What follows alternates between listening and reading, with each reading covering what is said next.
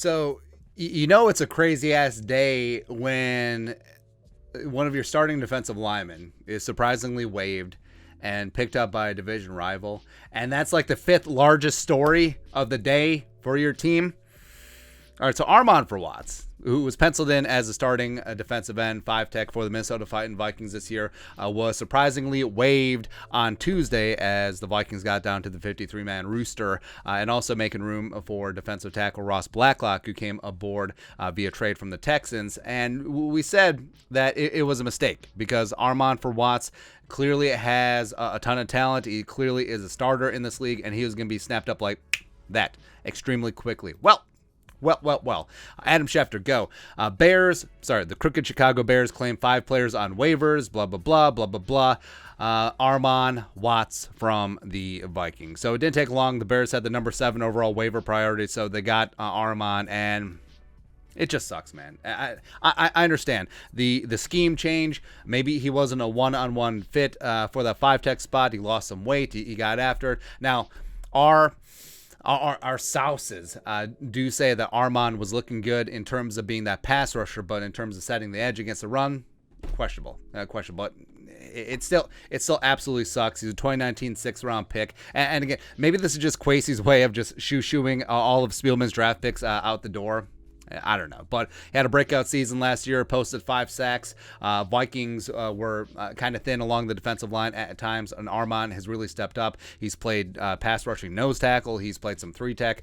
He's played all over the place, and he is going to be an asset for the Bears. Frankly, I think that he's going to start for the Bears. And Bears beat writer, commentator, whatever, Adam Hodgko, defensive tackle Armon Watts was slated to be a starter for the Vikings until he was cut yesterday. Probably a better fit in Minnesota's old 4-3 scheme. Had a breakout season 2021. The Leatherwood claim. Oh, yeah, they claimed Alex Leatherwood.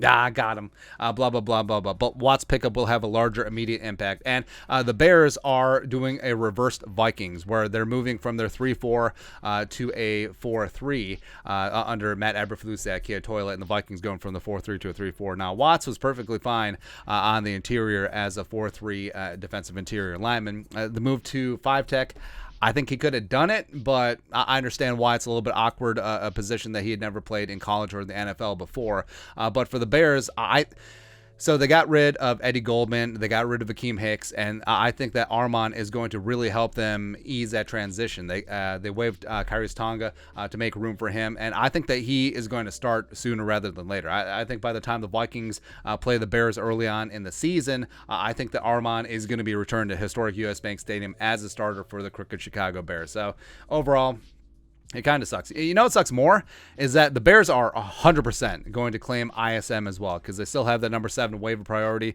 and the whole insider information from a division rival. I mean, ISM right now on paper, ISM and Armon Watts should start for the Bears. That's how deficient in talent that they are, but it sucks. It does suck. I like Armon, but it is what it is. Now I root against him because he's in the division with the crooked Chicago Bears.